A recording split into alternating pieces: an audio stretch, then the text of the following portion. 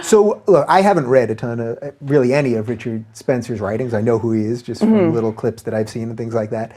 Even if he could convince me that a white ethno-state is the right thing, I would never agree that it should be the United States. It's the reverse of what the United States would be for. So shouldn't he maybe be trying to have that white ethno-state somewhere else? If that's what he's trying to do. You're going to have to invite him on the show. I know you're not his lawyer, Richard. but you know what I mean? Like, if you're trying to do it here, that's against all of the whole Constitution and the premise of the United States of America. Yeah, well, I'm far more fascinated because obviously wouldn't that be an easy way to nip him in the bud? You'd think so. I mean, obviously, I don't see. I mean, I see like socialism super utopian. I see the white ethno state in America specifically super utopian as well. Like, it's a utopian idea, right? They've got interesting movements in like France and everything right now, though, where they've got the identitarians talking about France belongs to the French people. And I find those arguments far more fascinating than the ones in Canada and America arguing for ethno-states that are super utopian and just not going to happen, right? I think it's actually a really interesting question to ask. Should Denmark remain a majority Danish people? And if you talk to liberals and you tell them, like, should Japan remain majority Japanese, they'll be like, yes, absolutely, right? So right. I think that's a far more interesting argument than kind of the Pepe, bring back the whites to power in America argument. And there's a lot more intellectuals in that movement in Europe kind of as well. Yeah, how serious is that whole thing? I think one of the biggest issues that we're having right now is people can't really tell how serious the situation is in Sweden. You know, there was this whole thing with Trump last week, and then he sort of backtracked it a little bit, then he reversed the backtrack and all that. But what's going on in Sweden and Germany and France and now Holland, Geert Wilders probably is going to be elected, and Marie Le Pen in France. Like, how serious is the immigration situation? Well, I think people have reason to, even if it's not so serious yet, which I think it is a lot more serious than obviously the mainstream media is portraying it, I think people have reason to be worried. I mean, you saw, I think you had Dan Carlin on your show recently. I was listening to one of his podcasts, Prophets of Doom. It was a really good one. Did you listen to it by any chance? I don't think so. Okay, it was about a Munster in Germany where they had the Lutherans and the Anabaptists living in this city, and the Anabaptists were kind of these radical, like, communist Christians, and they were trying to grow power in the city of Munster. And as soon as they became the majority and got more positions in government, these religious radicals, what did they do? They started asking all the Lutherans there to leave, to the point where they were like, we got to kill the Lutherans, right? As soon as they got a majority. So what happens when you get a Muslim majority in France? What happens when you get a Muslim majority in London? You already see it happening in places like Luton, where you have Tommy Robinson, who gets beat up on the street for being white in Luton, where he grew up. I was talking to a Pakistani guy in my Uber the other day. In fact, I recorded this. I probably shouldn't have because it's a private conversation, but people don't believe me when I tell them this. His family moved to Luton, and he was telling me, he's like, I can't tell anyone this, but I don't want Luton to be a majority Pakistani. They've changed it. I moved to Luton because I wanted to live in Europe. I didn't want to live in Pakistan. We left Pakistan for a reason, and now we've changed the area. Yeah. And so then he moved to Canada because Luton was Pakistan. Right. And Canada has its own set of problems with this stuff, right? What is Trudeau's position on immigration even? I mean, after he met with Trump, he was basically saying, we'll take everybody, because Trump was like, no, we're not going to take anybody. But that's not a real position, I His position is, diversity is our strength. That's what he'll say. You think I'm joking, but like, you have Chrystia Freeland, who, I think one of our ministers, she was on Bill Maher, and they were talking about Islam and the threat of radical Islam, and she literally, there's an amazing video of it on YouTube if people can find it. He kept asking, he's like, do you worry about radical Islam? And she's like, suggesting that it's disgusting, it's bigoted, diversity is our strength, diversity is our strength, diversity is our strength. And they just keep repeating it. That's our liberal government. That's the CBC. They just keep repeating diversity is our strength.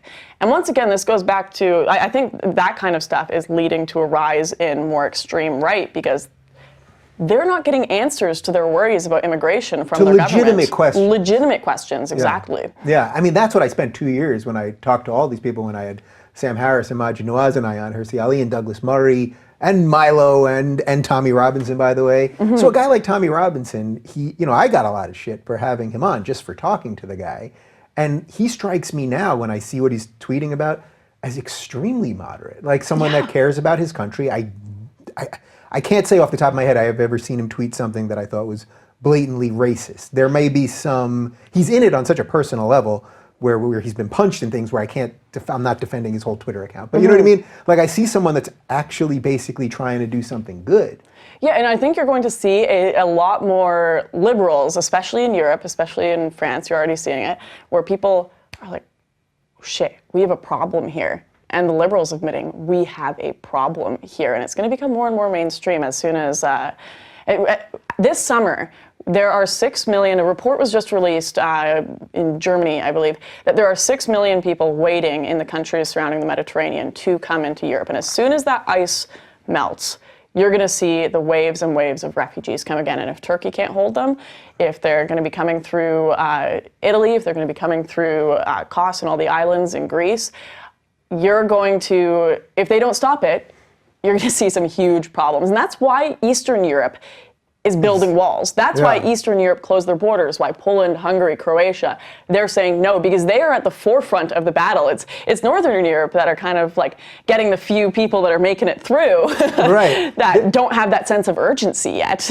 Right, that's really interesting, because even just, I think this morning I saw something about how Hungary's building this wall right now, and their prime minister said something about having, you know, a nationalist state. And then I saw immediately people were tweeting, this is like Hitler, this is like Hitler. And he wasn't talking about killing anyone. He wasn't talking about kicking anyone out of his country. He was talking about defending his borders. But our conversation has just become idiotic about this. Yeah, well, it's all the people that are sitting in their condos that have security, and they're in a white neighborhood, and they just kind of get to sit there on their leather couch and tweet out, how dare you? But as soon as their community gets filled with radical Islamic Moroccans or something, or Somalis, or especially a lot of the people coming from certain areas of Africa that have very high violence rates when they come into Europe. If that happened to their neighborhood, they'd either move and not talk about it and pretend it didn't happen so they could keep their job, or they would be pissed as all hell, just like the people that are living in these situations now.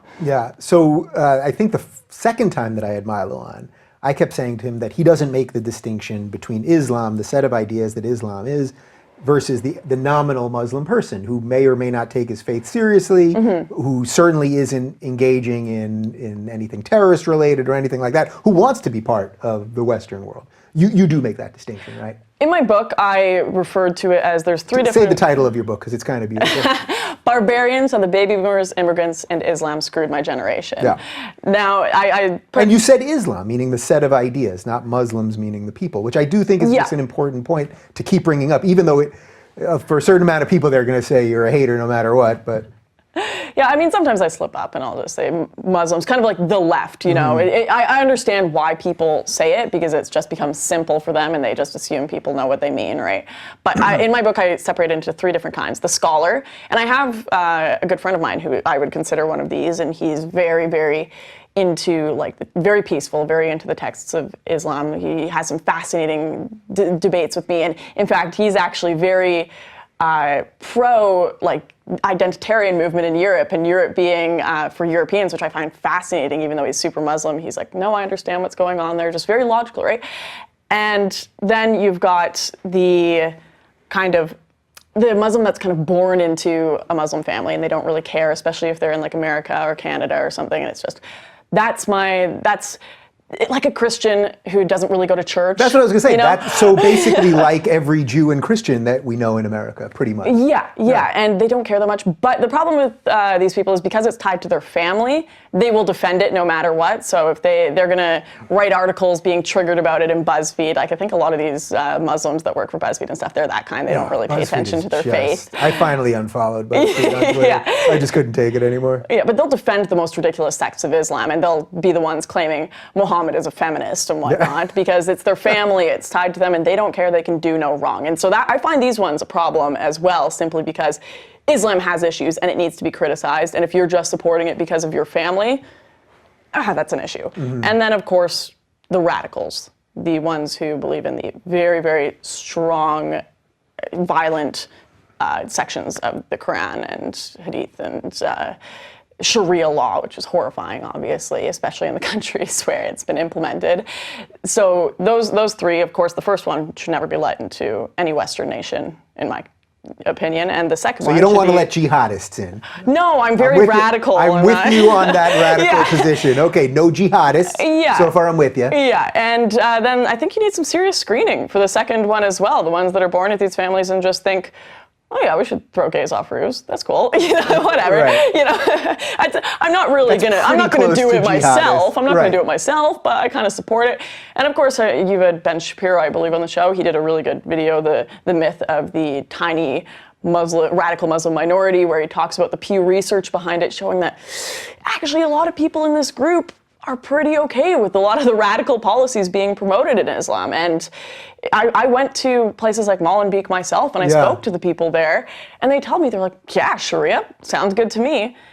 What happens when these people, it's going to be Munster and the Anabaptists all over again. What happens when these people are the majority in these countries? Yeah. You're going to have an issue. So is the EU just destined to fail then?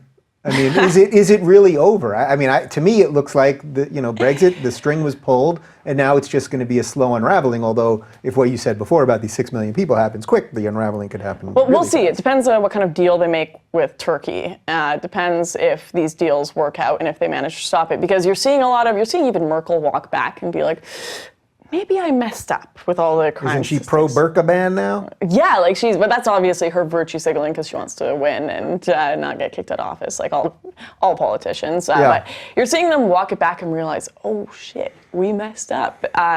So it'll be interesting. It totally depends on the response and the deals that can be made to keep this large wave from coming in. Yeah. Turkey, by the way, is building a wall. Have you seen this? Turkey's building. No, I didn't. Now they're building a wall with Syria. Nobody seems to have a problem with their wall.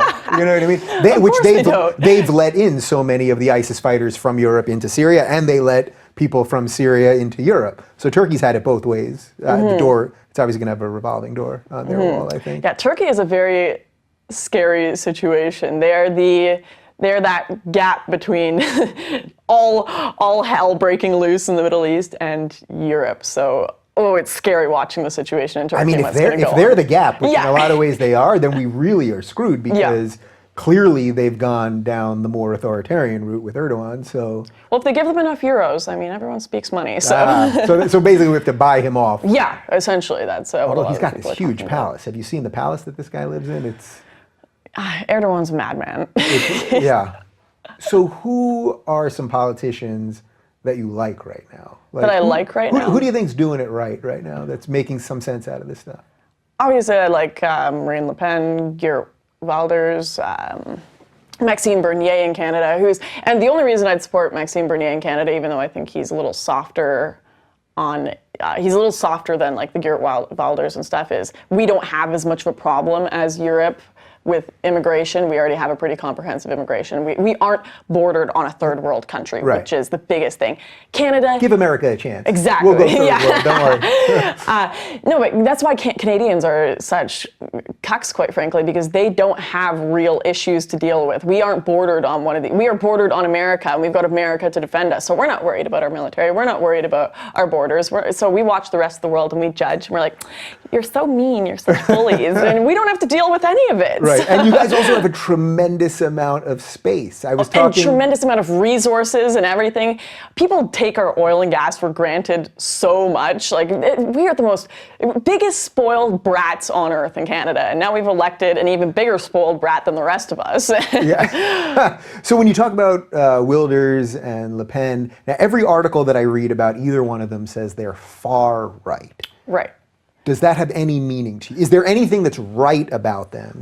Is there anything far right about them that you don't like? Do you think any of their tactics are actually bigoted or anything like that? Well, when the entire spectrum has moved left, of course they're going to be far right. I mean, if you go back 50 years ago and you ask a liberal what their opinions are on like gay marriage, for example, they'd be a Nazi. They'd be far right, because the whole. Also, ask spectrum. Obama 7 years ago. Exactly. That's what's fascinating. Trump is one of the first politicians to go into office supporting gay marriage. So technically, he could be like the most pro-gay president we've ever had. Look, the guy got a standing ovation at the RNC for talking about gay marriage. Peter Thiel gave an incredible speech. He kept the LGBT workplace protections in. I got no problem with Trump on any of that stuff. But yeah, if you go back 50 years, and all of your liberals are going to be far right today.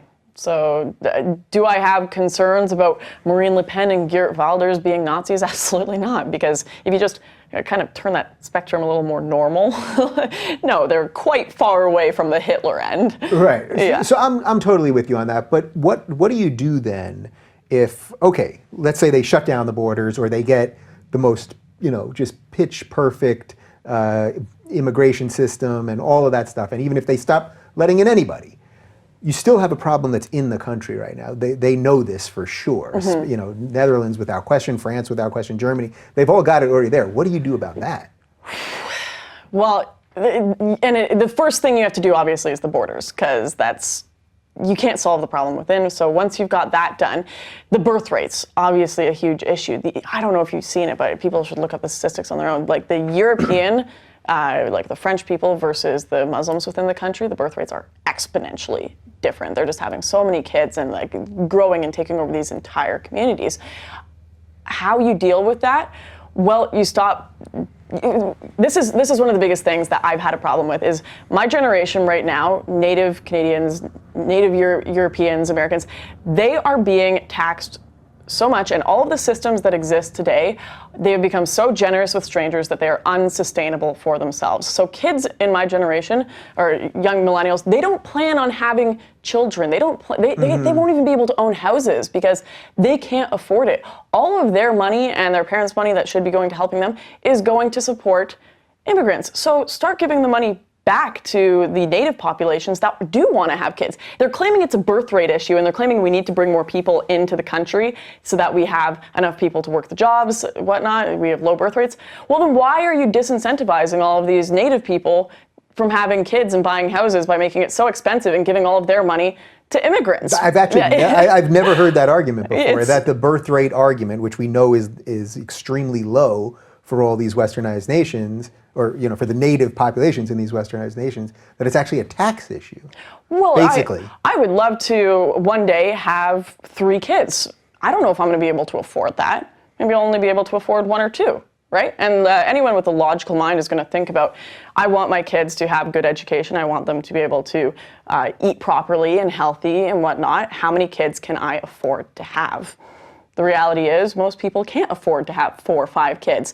If your wife and all of your kids or all your wives are on welfare, you're going to be okay. Yeah, and you say wives, but this is a real thing. Exactly. This is a real thing, and the birth rate thing also. It's happening in every Western country. The most popular baby's name in Israel. Do you know what it is?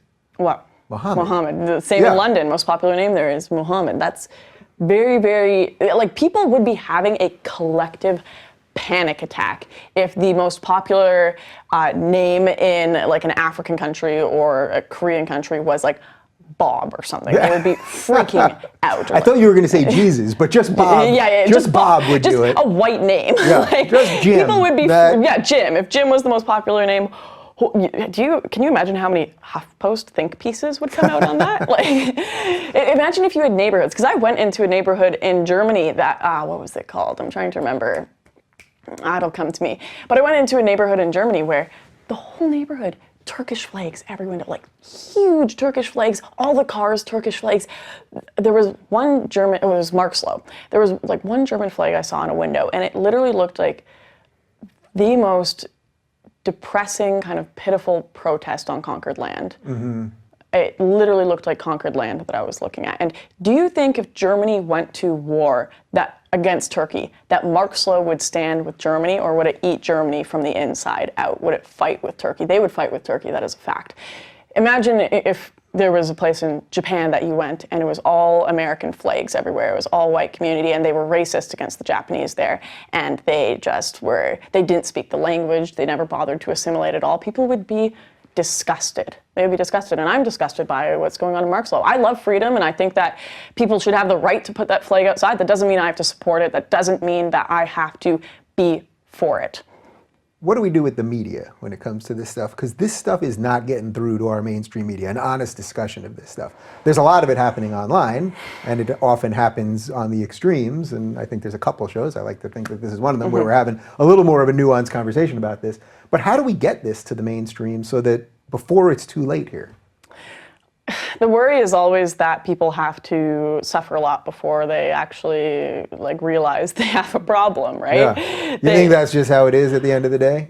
I mean, look at what happened to America. You have cities that are bordered to Mexico where you walk through there and you're going to be called a piece of shit gringo and get beat up. You know, in Europe you have Luton. You have these places that are literally being conquered, and you look at oh my goodness, the welfare rates that go to immigrants, especially from Mexico and illegal immigrants in America right now. The Medicaid, the food stamps, the housing, all of it is insanely high if anyone looks at the research. So of course the American people have already gone through a lot with what they're dealing with. And God knows, like people like Ann Coulter are saying, it would be, if Trump didn't win, it would be all over because they just keep voting in Democrats. So they had to get to a very extreme point before they kind of woke up to what was going on. And there is a shift going on. We both know there's a shift going on in the media, well, in popular culture rather. Yeah. Where people are starting to push back, and you're seeing bigger and bigger figures come out more and more. I mean, your video that came out on why I left the left is something that so many people refer to as things are shifting. Look at Dave Rubin came out and said this. That's a lot of people I know. I mean, and what I tried to say sort of in that video, but what I've said subsequently is I believe the exact same things that I believed in 1988 when I first got into politics in seventh grade. I've changed a little bit maybe on some economic stuff. I'm a little more libertarian maybe than I used to be. But I believe it's not me that changed. People kept saying, well, you left the left. The left left me. Right. Yeah.